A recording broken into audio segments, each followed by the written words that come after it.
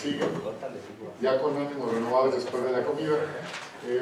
Como les había comentado el maestro Lorenzo Gómez Morín, hicimos un trueque y con el gusto de tener por aquí al doctor Juan Fidel Zorrilla, con quien en lo personal, con todo el equipo de aquí de Flaxo, tenemos un gran aprecio y admiración por su trabajo.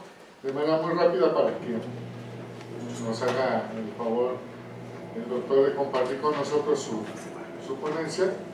Les comento que el doctor Juan Fidel Zorrilla es investigador de Sociología de Educación del Instituto de Investigaciones sobre la Universidad y la Educación de la UNAM. Él es doctor y maestro en Sociología por la Facultad de Ciencias Políticas Sociales de la UNAM. Ha participado en muchos proyectos educativos, tiene publicaciones.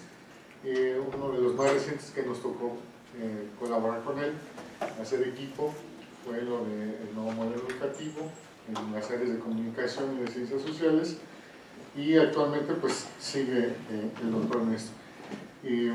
Algo que creo vale la pena destacar, que es uno de los pocos expertos en este país sobre la educación media superior. Entonces, sin más, les dejo con él y muchas gracias, Juan Fidel. Muchas gracias, ¿no? Bienvenido de nuevo. No, pues, muchas gracias por la invitación, me da mucho gusto estar con ustedes. Sé que están todos vinculados directamente con la educación media superior. Es un tipo educativo que no recibe toda la atención que merece, y algunos de esos deudas que tenemos con la educación media superior espero que salgan a relucir aquí y las compartiré con ustedes, ¿no? Bueno, una contextualización muy rápida sobre la media superior, que crea un nuevo contexto para su consideración, para su estudio, para el trabajo en ella, ¿no? Si tomamos el año 70 como un punto de referencia, veremos que la media superior tenía en ese año 369,000 alumnos y hoy en día tiene 5,5 millones ya cerca de esa cifra. La educación superior también experimentó un crecimiento muy grande y tenía en ese mismo año 271,000 estudiantes y tiene hoy en día casi 4 millones de ellos. En ambos casos la matrícula, tomando 70, 15, 16, la matrícula se multiplicó 13.6 veces. Entonces esto te denota una constante, digamos, en las políticas educativas a lo largo de 46 años, que ha crecido igualito un sistema y otro, y te denota la relación tan estrecha que tiene la media superior y la superior. En otros países lo normal es que la media superior esté muy relacionada con la educación básica, y aquí más bien casi todo lo que existe en la media superior hace referencia a la educación superior.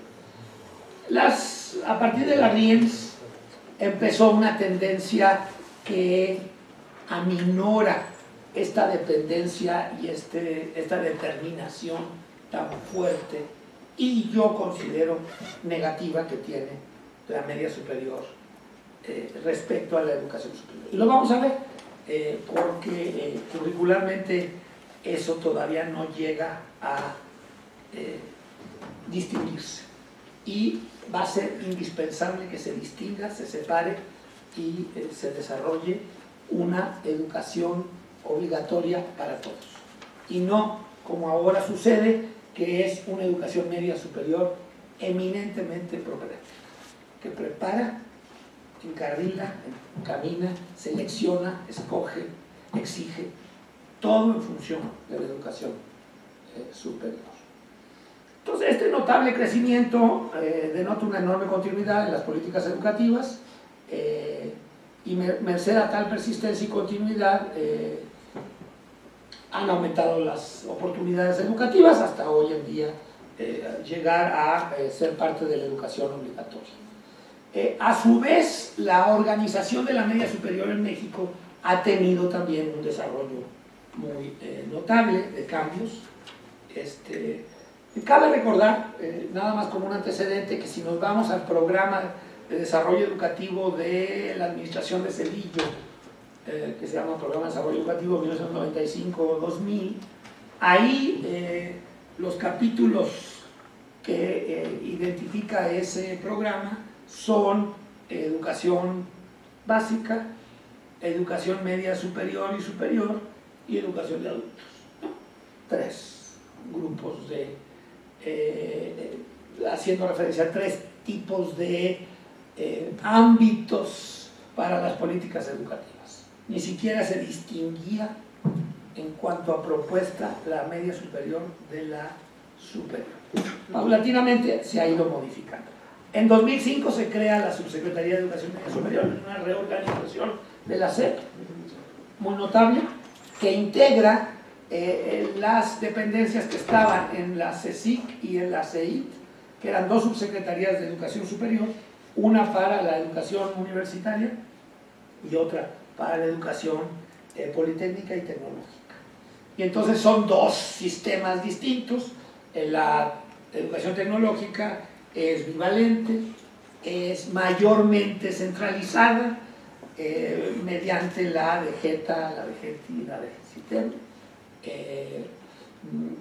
donde hay un centralismo enorme. Ni siquiera son organismos descentralizados del gobierno federal, sino que directamente forman parte de la estructura de la Secretaría de Educación. Mientras que la educación, el bachillerato general, la participación de la SEP en el bachillerato general era muy pequeña, y estaba representada por la Dirección General del Bachillerato, que todavía sigue siendo pequeña, porque nada más tenía y tiene actualmente incorporados los antiguos bachilleratos pedagógicos, que se llaman Centros de Estudios de Bachillerato actualmente, y las escuelas federales por cooperación, que ni siquiera son públicas, sino que son ACES, pero en las cuales tienen una dependencia casi total en el presupuesto federal, y en algunos lugares tiene el horrible nombre de federalizadas. En fin, porque muchas de ellas son el último eslabón en lo que fueron los colegios científicos y tecnológicos del siglo XIX, las escuelas secundarias y normales, las normales y preparatorias. En algunos lugares son beneméritas escuelas normales, beneméritas y centenarias, y en otros tienen este triste nombre burocrático que parece salido de la Siberia soviética, de Escuela Federalizada 124, ¿no? Entonces, qué curioso, ¿verdad? Los nombres causan efectos muy distintos. Muy bien, entonces, tradiciones distintas se juntan en una sola subsecretaría. Pues eso, en esa administración apenas echa a andar la subsecretaría, que ahora es muy importante y ha tenido un papel muy grande, y ha habido un esfuerzo de centralización que vale la pena verse. No lo vamos aquí a referir ni a revisar ni a analizar, pero sí se ha modificado mucho y tiene como sustento esta subsecretaría de Educación Media Superior. En 2008, desde esa subsecretaría sale una convocatoria a las diversas instituciones de media superior, incluyendo las universidades, que todavía tienen bachilleratos, los colegios de bachilleres, los sistemas que dependen de la propia SEP, de GETI, de GETA, de GECITEM, los CONALEPs, que existe el CONALEP nacional, los CONALEPs estatales, y los 2 CONALEPs que todavía son federales, que son el del Distrito Federal, el de la Ciudad de México y el de Oaxaca, ¿no? Y este conjunto de instituciones discutieron, formularon la RIEMS, ¿ya? No vamos a hablar de la RIEMS, es otro asunto muy importante, y allí se da un paso muy importante en un desarrollo curricular inédito, novedoso, que rompe con la tradición mucho más curricular propedéutica, donde tú tienes como en estructura espejo las materias que reflejan la estructura de las facultades de educación superior, ¿no? Y el currículo, ahí se nota una primera gran dependencia, que el bachillerato busca preparar para lo que se piensa que deben de saber los estudiantes cuando lleguen a la educación superior, ¿no?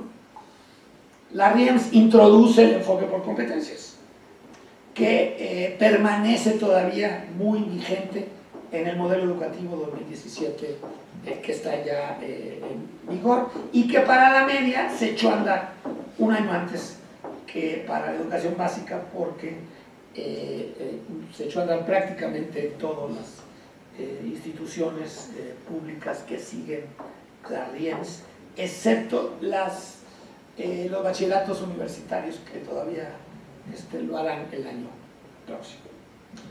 Bueno, y luego en esta administración, termina la administración anterior con la obligatoriedad de la media superior, ¿no? Entonces, luego empieza la nueva administración, el Pacto por México y las reformas que configuran el panorama actual, el derecho a una educación de calidad, la obligatoriedad, la obligación de dar una educación de calidad para todos, asegurando el máximo logro de aprendizaje como un derecho de los educandos, y luego la promulgación de las dos leyes que crean un sistema educativo distinto, con un sistema profesional docente y con un papel nuevo para el Instituto Nacional de Evaluación para la Educación, y una nueva ley general de educación, ¿no? Entonces, con esto ya se crea un panorama distinto, surge y se presenta el modelo educativo 17, en el que se presentan 5 ejes, de los cuales quizás el más importante sea la propuesta curricular. Muy bien. Entonces, estos cambios numéricos, cuantitativos, en la organización, en la conducción de la educación media superior, son muy notables. Sin embargo, no por esto cabe pensar que la realidad de la media superior se haya modificado en consonancia con estos cambios. Por un lado, el número y proporción de alumnos en la media nunca ha sido tan alto. La cobertura llega hoy a lugares y grupos sociales que no tenían acceso apenas hace unos cuantos lustros, y de igual manera hoy existe un sistema de becas amplio. Como se ha visto, se ha reformado la SEP, se ha cambiado varias veces la Constitución, se han creado nuevas instancias de evaluación de los alumnos, de los docentes, de los planteles, y para la reglamentación de la profesionalización docente.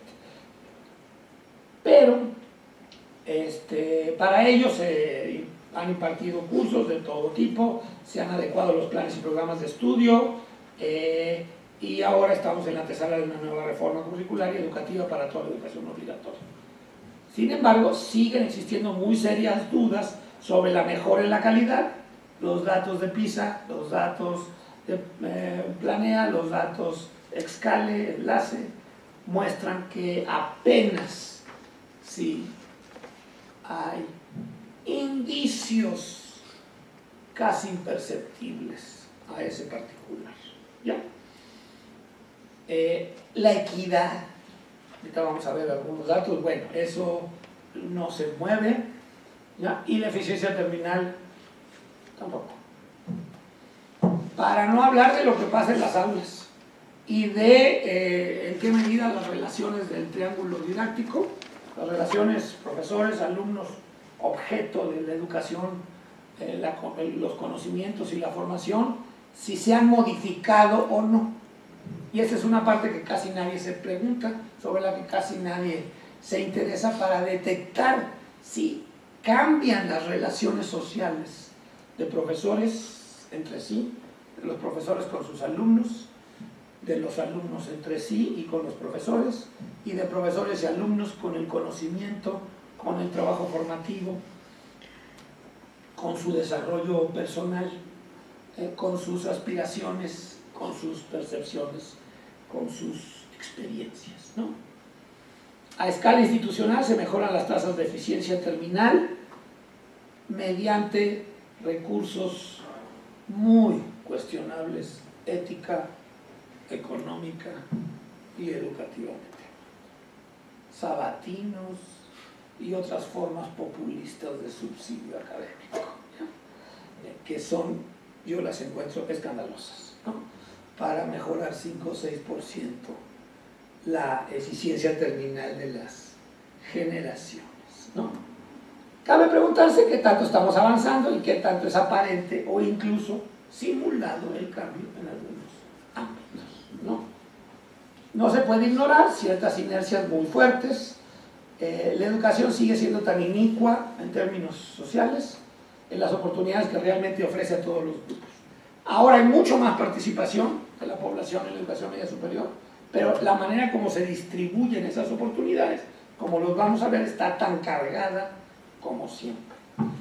Y se benefician más los que siempre se han beneficiado más y menos los que siempre se han beneficiado menos.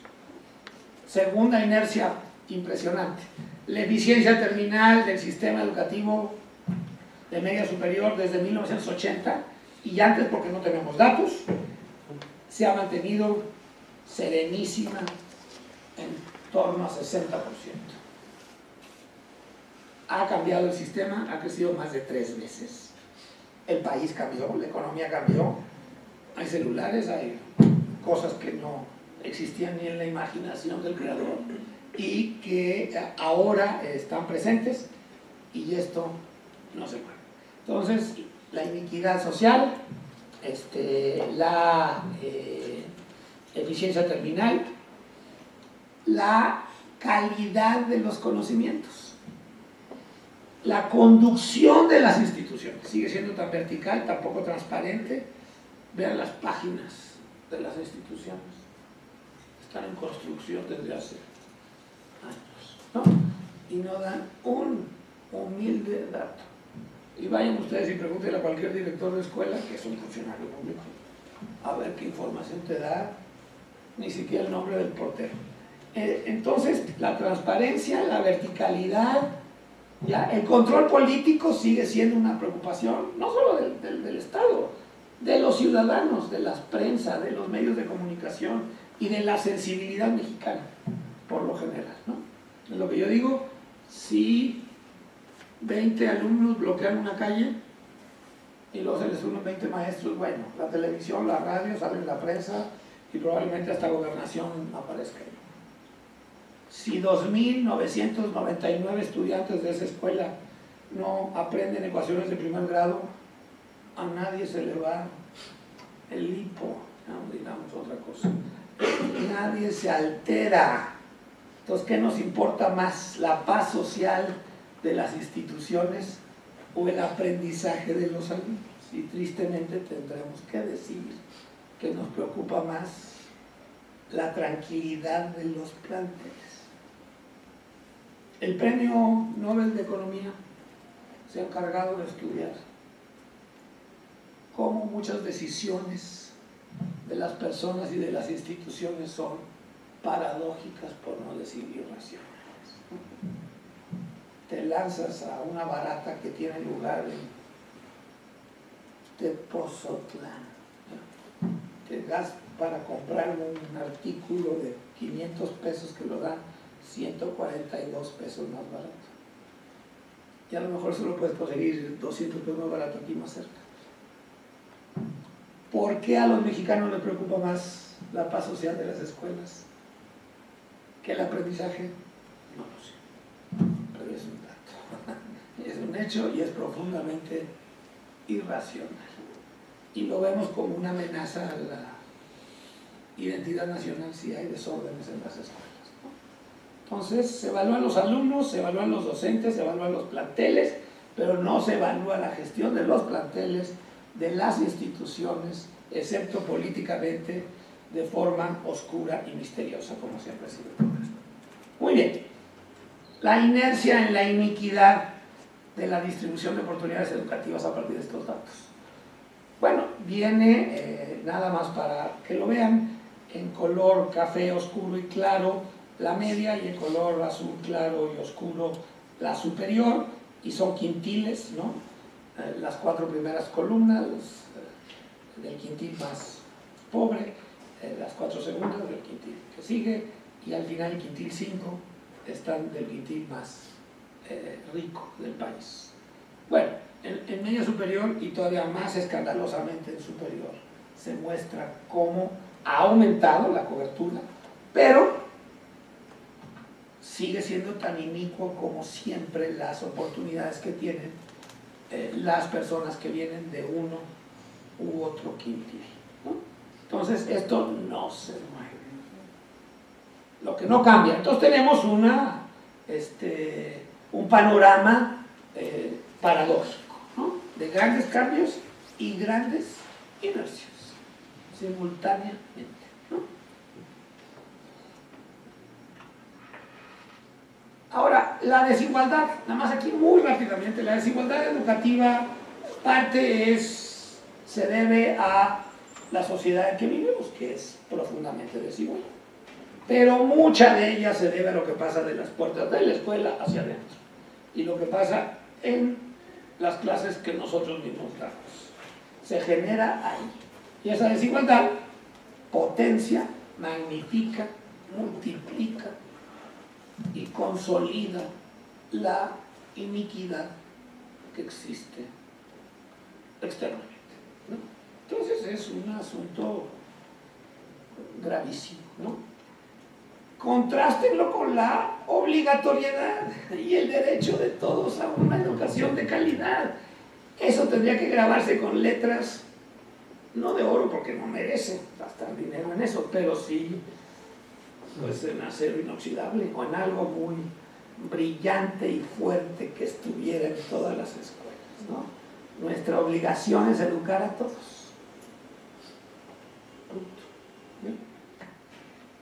¿Cómo le tenemos que hacer? Esa es nuestra chamba. Esa es una gran tarea y obviamente es una tarea que requiere de gente inteligente como somos nosotros, gente muy bien preparada como somos nosotros, gente muy comprometida como somos nosotros. Pero la tarea es una tarea muy grande, ¿no? Entonces, por esta razón, resulta tan importante considerar los factores escolares para que no se conviertan en un factor adicional de desigualdad a través de la organización académica y gobernanza de la escuela, la calidad y eficiencia y eficacia de la docencia y la atención efectivamente recibida por los alumnos. Bueno, estamos aquí el dato que ya vimos, que esa continuidad permanece, ya lo estuvimos viendo. Ahora, digo, esto tiene consecuencias prácticas. ¿Cuántas decisiones e iniciativas académicas se desestiman solo porque no son viables políticamente o porque existen intereses gremiales, políticos u otros que lo cuestionan o los impiden? O así se ve. Entonces, puede uno hacer un caso muy fuerte para decir y llamarle a eso la pseudopolítica de los usos y costumbres. Si yo llego a cualquiera de las instituciones donde ustedes laboran y sugiero hagan esto y lo otro y aquí y flexibilicen el currículo, ¿qué me van a decir? Me van a decir una letanía que ya sé que no van a decir. Es que tú no entiendes, es que tú no eres de aquí, es que aquí las cosas son así, es que aquí si quieres que funcionen las cosas tienes que hacerlas de esta manera, ¿no? Entonces es una pseudopolítica basada en los usos y costumbres, ¿ya? Que le cierra la puerta ipso facto en nombre del realismo a cualquier iniciativa que se dé, ¿sí? Otro asunto, ¿por qué hemos santificado este realismo, estos usos y costumbres y esta pseudopolítica? Asunto que yo no entiendo, la verdad, ¿no? ¿Con quién quieres quedar bien? Cada gente quiere quedar bien con el jefe, obviamente, ¿ya? Pero ¿por qué tenemos esto tan enraizado y tan fuertemente establecido en nuestra manera de trabajar, en nuestra sociedad? ¿Qué se debe cambiar? Bueno, pues se debe cambiar la realidad vivida por los estudiantes y por los alumnos. Y esta realidad muestra avances muy lentos a pesar de los cambios que ha habido. Sí hay cambios, sí hay cambios. Por ejemplo, un cambio notable. Ahora casi no hay exámenes. los exámenes ya casi no se practican, son trabajos, portafolios, participaciones, trabajos en equipo, ya, otras cosas. Ahí hay un cambio. No sé, para bien o no lo es, pero es un cambio más. Las clases, por otro lado, siguen siendo expositivas y se espera que el alumno reproduzca lo que el profesor dice o hace. Y eso se mide muy fácilmente. Tiempo de clase que usa el profesor y tiempo de clase que usan los alumnos, no para hacer presentaciones que les pide el profesor, que eso cuenta como tiempo del profesor, sino tiempo de los alumnos para preguntar, opinar, decir, plantear, dudar, sugerir, comentar, preguntar. En muchos países ya prácticamente está prohibido que el profesor use más del 49% del tiempo. Y se ve muy mal y se evalúa muy mal. Si eso sucede. Máximo tiempo, mitad del tiempo. Entonces, sí nos enfrentamos a una idea distinta de lo educativo que todavía no hemos acabado de procesar, ¿no? Desde historia y español hasta matemática, los profesores y los alumnos conviven mediante clases mayormente positivas y realizan tareas y ejercicios parecidos a los que hicieron nuestros padres. En matemáticas todavía el Baldor, que ya va a cumplir un siglo, el benemérito y centenario, Baldor, ya en 1924, ¿no? Entonces todavía sigue usándose. Y etimologías por ahí, bueno, esas ya son bicentenarias, ¿no? Entonces esas vienen de la época de Lucas Alamán. Entonces todavía tienen más historia, más añeja, más noble y más... Pero sigue justificándose esto, ¿no? Cambios que se precisan. A los alumnos se les pide fundamentalmente que memoricen grandes cantidades de información que no entienden. También se solicita que realicen ejercicios y presentaciones sin propósitos claros o criterios que apoyen su elaboración. Este es un asunto fundamental en la relación con los alumnos. Si nosotros queremos que los alumnos se formen críticamente o racionalmente de pérdida, ¿esto qué quiere decir? Que un alumno se forme críticamente o racionalmente. Pues que entienda qué está haciendo, para qué sirve, a qué obedece lo que se le pide, qué objetivo, propósito, causa, razón, motivo tiene aquello, ¿no? Hacia dónde se dirige. Eso es razonar, ¿no? Racional, dice el diccionario, dícese de la relación entre medios y fines, ¿ya? Entonces, cuando un medio es idóneo para el logro de un fin, se dice que ese medio y su uso es racional. Entonces, nosotros tenemos que cambiar nuestra relación con los alumnos. Ellos no van a ir a aprender lo que yo decida o lo que el currículo decida. Ellos van a, primero que nada, a entender. Y entender quiere decir saber qué están haciendo, para qué, de dónde parten, por dónde van a pasar y a dónde quieren llegar. A ver, ¿quién se toma esa pequeña molestia? No se toma esa molestia de pensar que lo importante no es que lo repitan y lo memoricen, sino que vean la relación entre fines y medios. Y que vean el peso que tienen esos medios en el logro de esos y otros fines. Y cómo se relacionan los diferentes medios entre sí, los diferentes fines entre sí, etcétera, etcétera, etcétera. La razón. ¿Qué es lo que es razonable para una persona racional? Pues lo que resulta convincente. Lo que se ve que plantea preguntas que se contestan. Plantea problemas que se resuelven. Plantea propósitos que son asequibles, que tienen sentido. Entonces, creo yo que tenemos que dejar de lado el pensar que educar quiere decir que aprendan así nada más. Es que aprendan a ver cómo se trabajan los conocimientos, cómo se trabajan las relaciones entre propósitos, preguntas, recursos, instrumentos y logros, ¿no?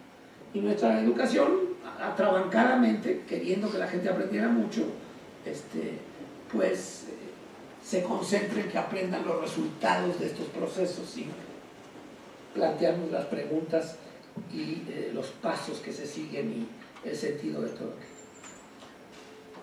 Tampoco se trabajan las implicaciones, que esa es otra cosa. Ya que se obtuvo un resultado que es congruente con la pregunta, con el interés, con la necesidad, entonces, ¿qué podemos inferir de ese resultado respecto a otras situaciones, a otras circunstancias, a otros casos, a otras cosas de las que sabemos o de las que nos interesa saber? Entonces los conceptos, los procedimientos, las fórmulas y los algoritmos se ofrecen de manera muy abstractas. Los estudiantes ignoran las implicaciones y por lo tanto la importancia de lo que aprenden y el sentido de lo que hacen.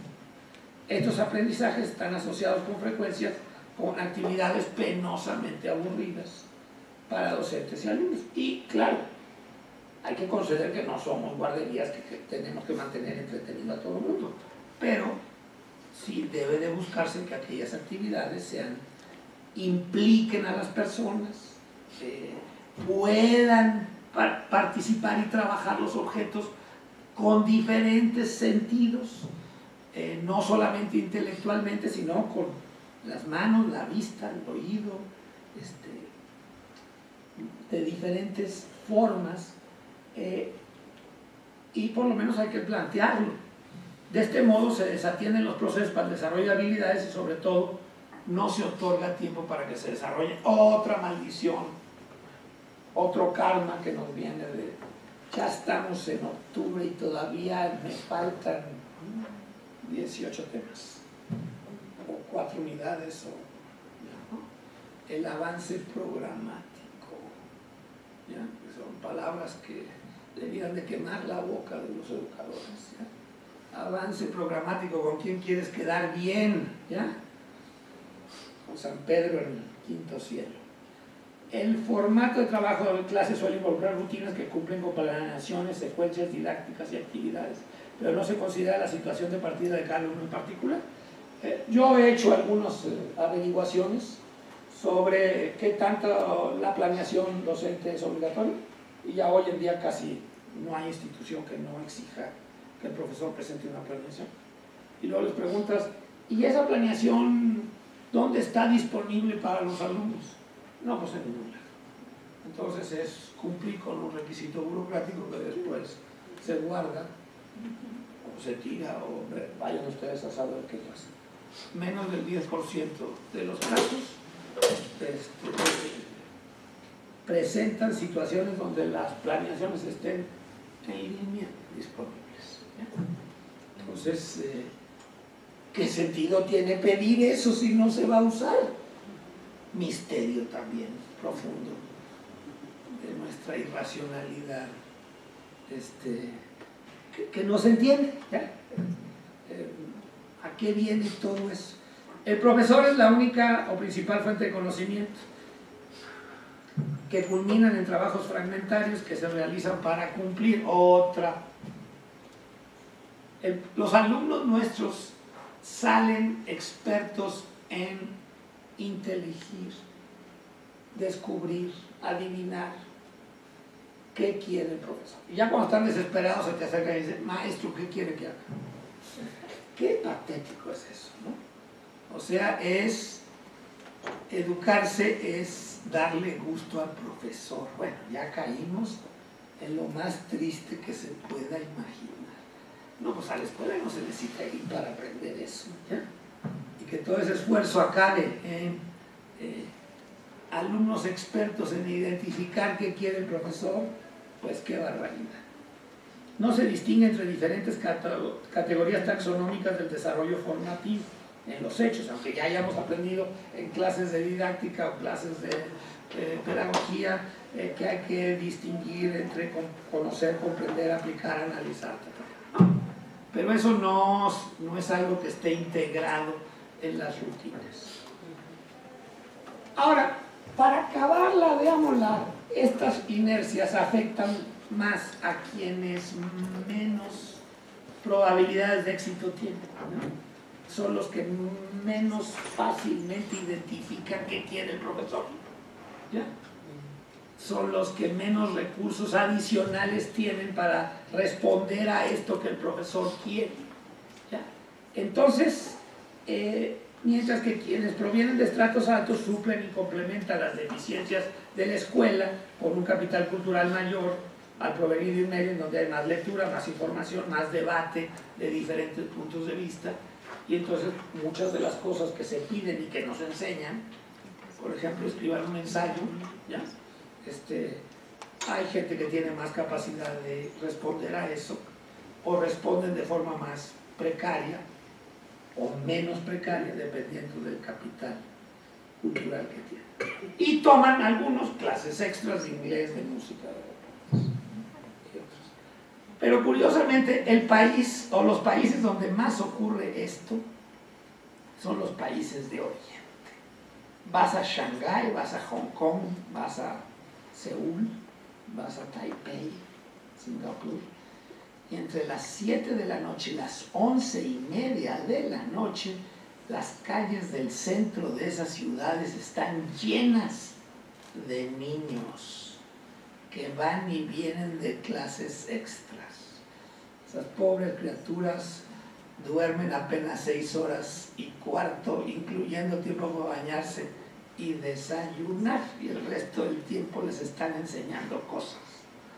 Bueno, yo no veo que eso sea la panacea, pero digo, en este mundo estamos frente a eso, esas criaturas que andan deambulando de una clase a otra después de la escuela y llegan a su casa cerca de la medianoche, absolutamente fundidos después de todo el día.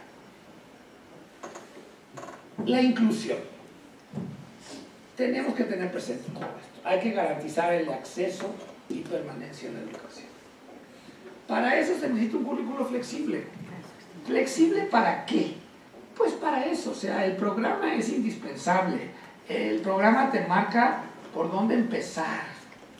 Pero una vez que empieza, ¿qué sucede cuando empieza a dar clase?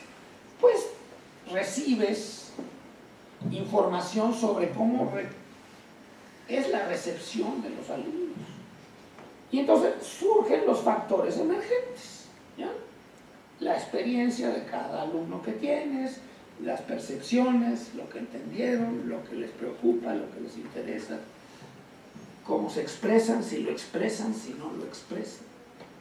Entonces, yo siempre pregunto, a ver, un buen maestro es el maestro que cumple con todo lo que el programa marca, o es mejor un maestro que parte de lo que el programa plantea para partir y luego atiende los factores emergentes de la aplicación inicial de ese programa. Entonces, ¿estás ahí para cumplir un programa o estás ahí para formar a los alumnos y tomarlos en cuenta? ¿Y cómo los tomas en cuenta? Pues atendiendo los factores que surgen en el momento que tú terminaste de plantear tarea 1, unidad 1, tema 1, contenido 1. Entonces, para poder hacerlo tienes que tener flexibilidad para poder manejar el currículum, dándole prioridad a los alumnos y no al programa. Entonces, ¿qué entiendo yo por flexibilidad del programa? Eso. Si viste 10% del programa, muy bien visto. Sí plantea un asunto sobre la heterogeneidad de los alumnos y el hecho de que sí, hay que formar a todos para la vida, hay que formarlos también para el trabajo y hay que formarlos para los estudios superiores. Y la vida, claro, incluye la ciudadanía, vida, ciudadanía, trabajo, educación superior. Entonces, ¿cómo trabajar con grupos heterogéneos donde tienes diferentes factores emergentes? Es un asunto que tenemos que marcar y tenemos que ver cómo se puede atender. Pero primero que nada se necesita un currículum flexible, donde la prioridad esté en los alumnos y no en el programa. Diversas modalidades educativas que respondan a características y necesidades de cada alumno.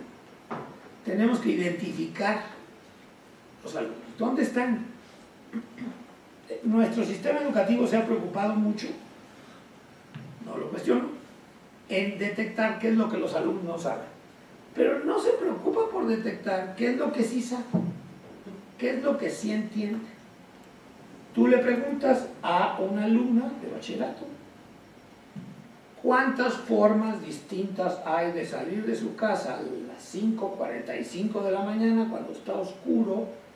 Los medios públicos están llenos de acosadores, hay rutas más peligrosas que otras.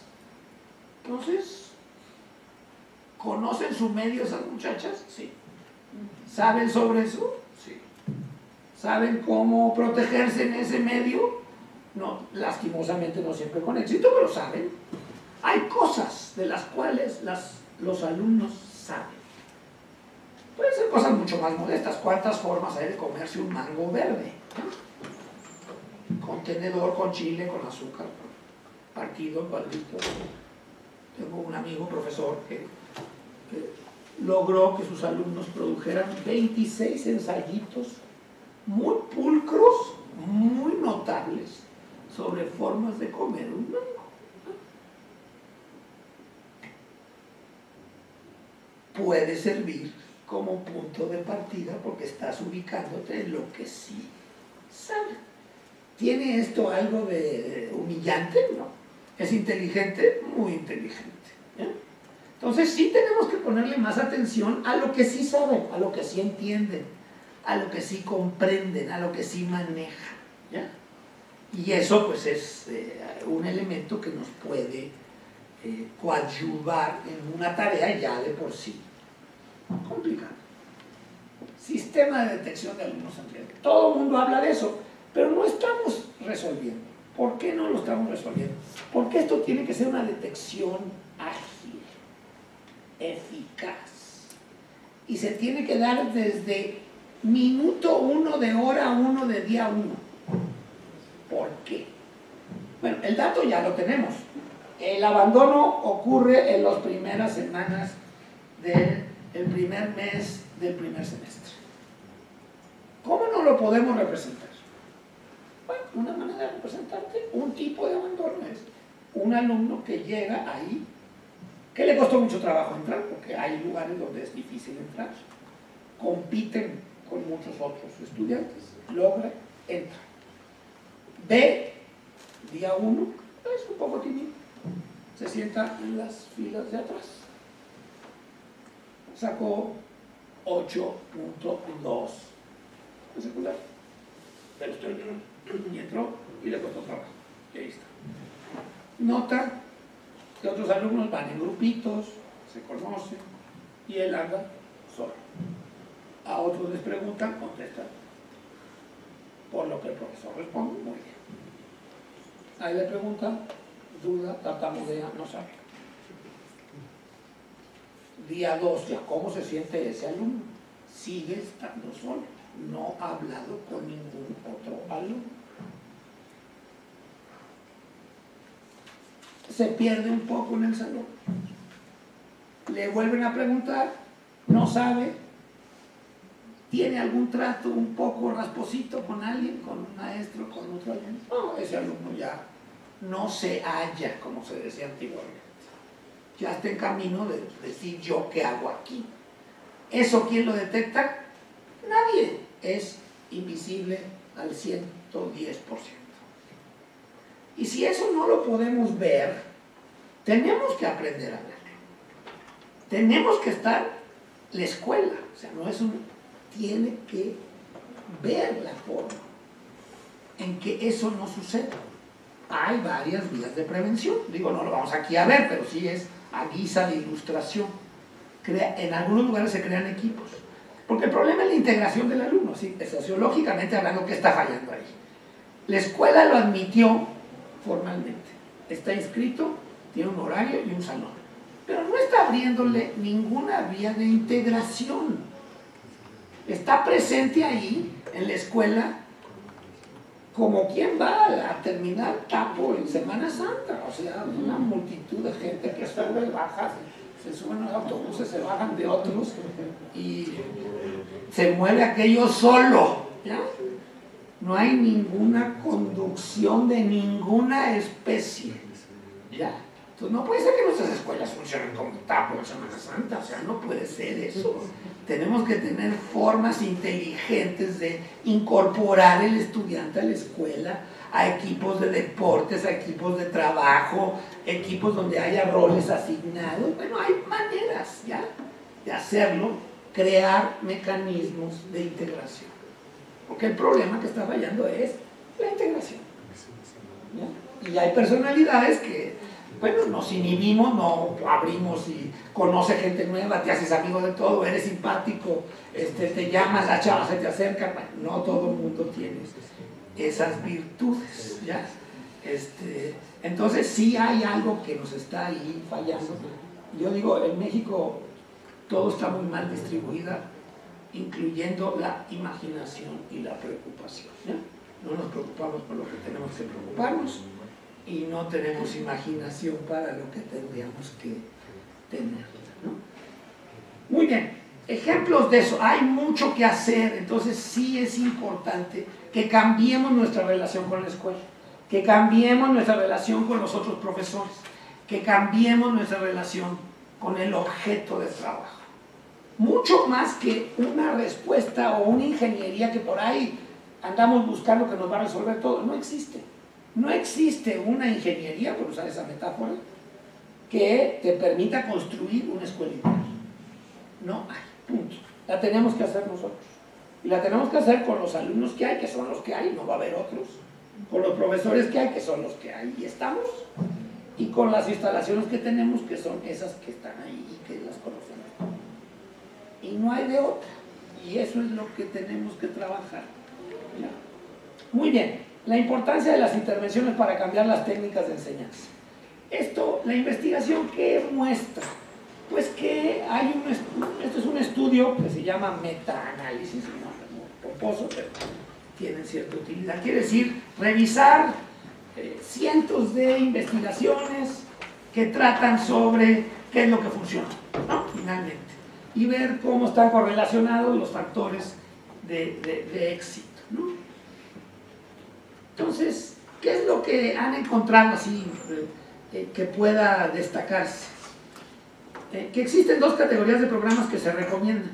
Por una parte, las intervenciones de corte pedagógico que ajustan la enseñanza a las características de los alumnos.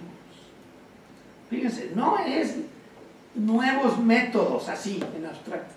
Es nuevos métodos que correspondan a los alumnos que ahí tenemos, que saben sobre 25 maneras de pelar mangos. Eso. Ese es el dato que tenemos que buscar, ¿ya? Eso es lo que tenemos que relacionar. Método, alumno. No nada más método, una ingeniería abstracta, que no tiene nada de malo, pero no tiene nada de claro tampoco, ¿ya? Una cosa. Y por otra, intervenciones reiteradas de formación docente. Tenemos nosotros los cursos intersemestrales, pero son cursos que se dan para satisfacer el interés vagabundo de los maestros. Ah, un curso de psicología, no sé qué, padrísimo. No, bueno, los cursos no deben de ser padrísimos, ¿ya? Los cursos deben de ser para los alumnos. Cosa que, bueno, en México no hacemos seguimiento ni a las señales. O sea, no nos gusta el seguimiento. Vas por Villacuapa, allá, periférico, y hay un letrero que dice Tlalpan, Los Pinos. Tlalpan, Los Pinos, no juegues. Los Pinos allá por Cuapa, y nunca más vuelve a aparecer Los Pinos, hasta un letrero que dice Los Pinos aquí ya. Tienes que dar una vuelta en 45 grados, violentísima. Sencillamente no se nos da el seguimiento ni en las humildes señales, ¿no? Entonces sí tendríamos nosotros que darle seguimiento a las cosas. ¿Qué racionalidad tienen los cursos? Aquí de nuevo, ¿para qué sirven? ¿Para qué los ofreces? ¿Qué buscan? ¿Sabemos si aquello... ya? Yo he hecho encuestas sobre eso en universidades aquí en México, y cuando preguntamos eso, les digo, actividades que hay para formación docente y para impulsar nuevas tecnologías TICs, o pueden ser técnicas didácticas, o para el desarrollo de habilidades verbales y matemáticas. Actividades, sí. ¿Qué hubo? Pues esto, un festival de poesía y un taller de no sé qué. Y seguimiento. La gente estuvo encantada. Seguimiento, la gente estuvo encantada. No juegues, digo, no estás buscando aquí satisfacer almas aburridas. Estás en una institución educativa, entonces todo el seguimiento es de satisfacción. ¿Ya? No seguimiento educativo, que tiene uno que relacionarlo con esas personas, ¿ya?, que se llaman estudiantes. Y muchas gentes, las gentes hablan de su trabajo educativo casi diciendo, aquí está padrísimo, excepto por ese molesto detalle que se llaman alumnos, ¿no? Entonces dices tú, pues qué barbaridad. Tenemos que poner al alumno en primer lugar. Ese es el centro, ¿no? Yo muchas veces digo, la universidad existe en el momento que un estudiante toma un libro, una fuente de conocimiento, lo entiende y hace algo inteligente con eso. Eso es la universidad. No nosotros, profesores, ¿ya? No las autoridades, no el rector, no el altar de muertos, de cosas atrozmente exóticas. Es que la gente haga algo inteligente con base en la propuesta educativa que está trabajando. Y eso no lo tenemos claro, no lo tenemos claro. Que la escuela es para eso, la universidad es para eso, para ellos. Y uno pues, tiene un papel ahí importante. Entonces, ¿qué podemos sacar en claro de esto? Que lo que hay que abrir es espacios para que los profesores preparemos materiales para los alumnos con los que trabajamos, con antelación a tener que trabajarlo en el ciclo escolar en que ya nos encontramos. Entonces, hay que abrir estos espacios, ¿no? Y hay que estar machacando reiteradamente en esas formas, no donde vayamos a aprender, porque ese es otro error, reducir la formación al aprendizaje de retener y memorizar y recordar cosas. Aprender es también saber hacer, ¿ya?, cosas. Entonces es saber hacer materiales a la luz de los problemas que tenemos con los alumnos, los retos profesionales que tenemos, usar toda la experiencia que tenemos, aprovechar las experiencias de otros, trabajar colegiadamente en eso, compartir y comunicarnos en el ciclo anterior, previo a la aplicación de aquella propuesta que vamos a estar trabajando en el ciclo previo. Eso es lo que quiere decir. Trabajar de una manera distinta con el objeto de nuestro trabajo. Estamos cambiando la relación con el objeto de nuestro trabajo. Estamos aprendiendo, pero de una forma distinta, no estamos repitiendo y recordando lo que el maestro dice, ¿no? Estamos elaborando materiales con lo mejor que tenemos de nuestra experiencia, compartida y comunicada en buen plan, para poder producir algo con lo que lleguemos ya al ciclo escolar y no tengamos que estar ya improvisando, inventando cosas que no nos van a salir bien, porque a nadie le pueden salir bien si las tienes que inventar la semana anterior o a la hora anterior a que vas a dar clase, ¿no? Entonces, bueno, la investigación nos arroja luz y nos dice, por ahí váyanse, ¿no? Cosa que también suena razonable, plausible, sensata, y que es lo que yo procuro hacer. Entonces, recomendaciones: flexibilizar el uso del tiempo para seguir el currículo, atendiendo y considerando las respuestas de los alumnos para el desarrollo del curso.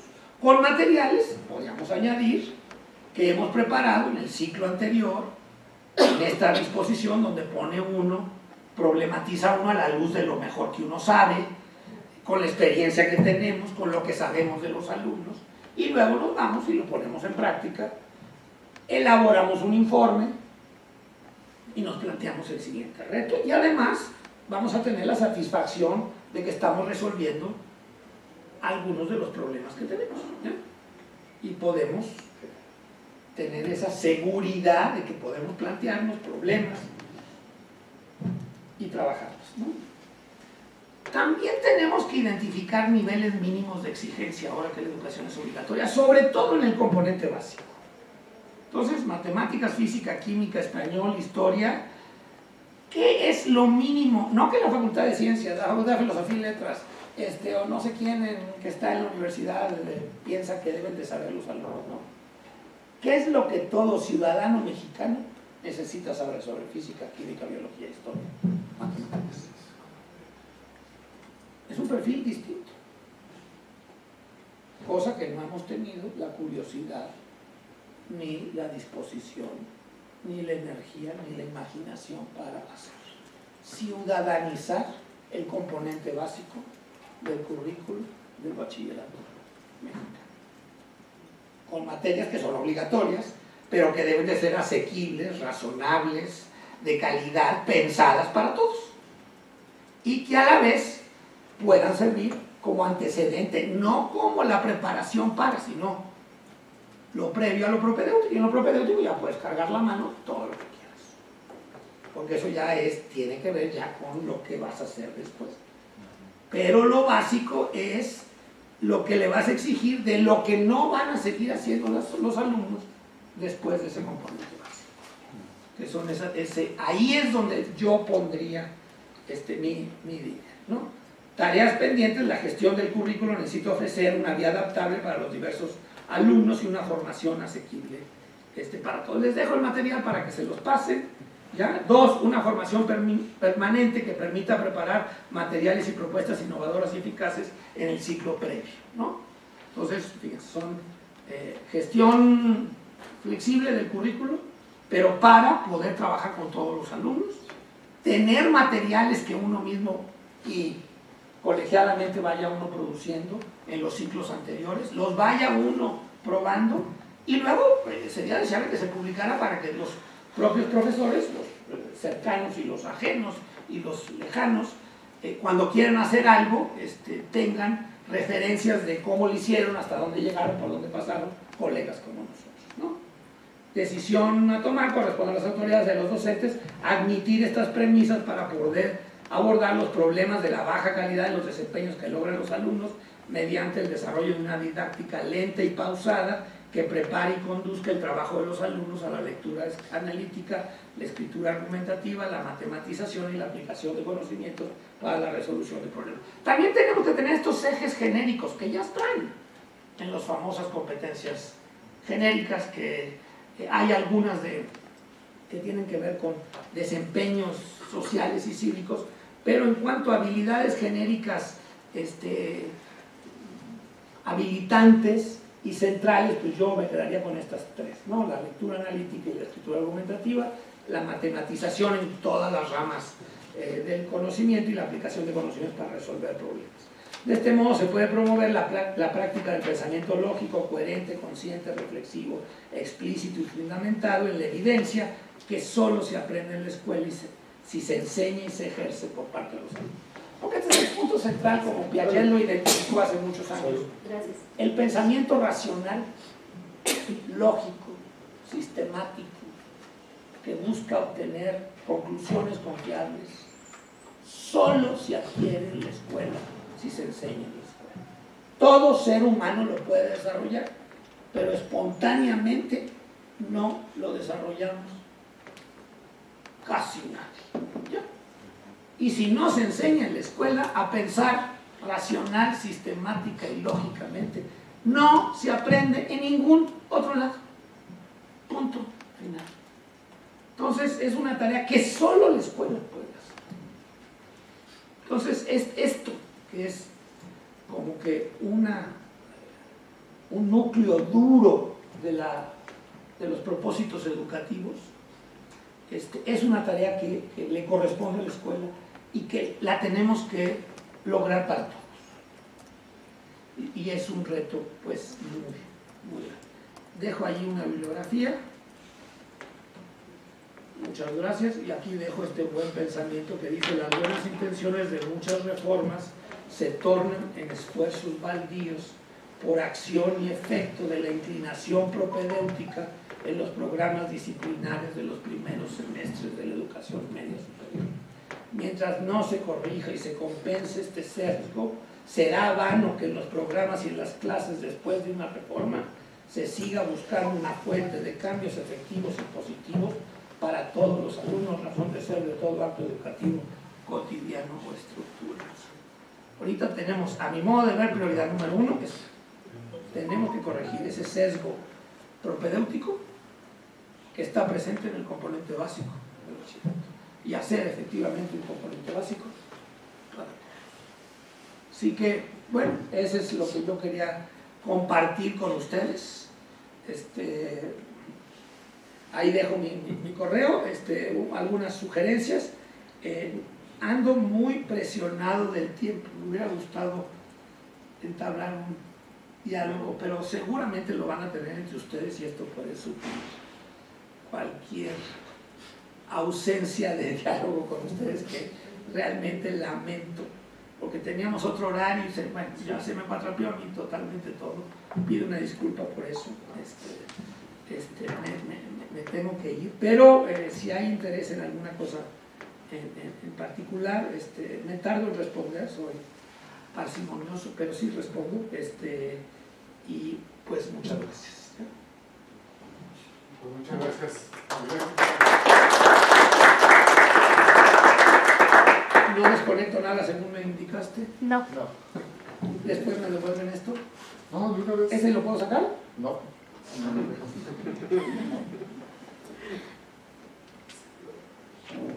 Porque es mi nube privada. No, y la carta es de amor y desamor.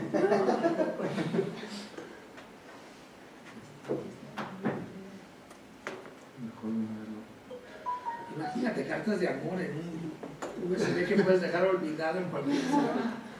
Y desamor.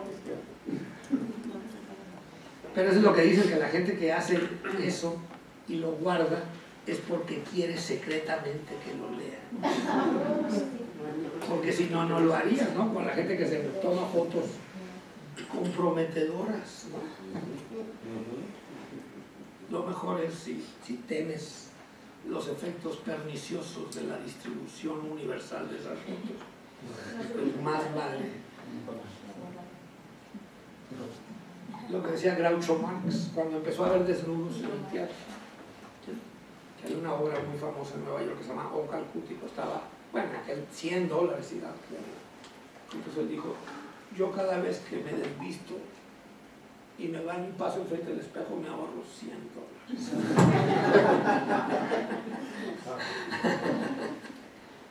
El chiste del papá de Monterrey, que llega un niño jadeando a su casa. Cuando los de Monterrey tenían fama de ser tacaños, ¿no? Hace muchos años. Entonces llega el niño jadeando y dice: papá, me ahorré 3 pesos del autobús porque me vine corriendo detrás de él.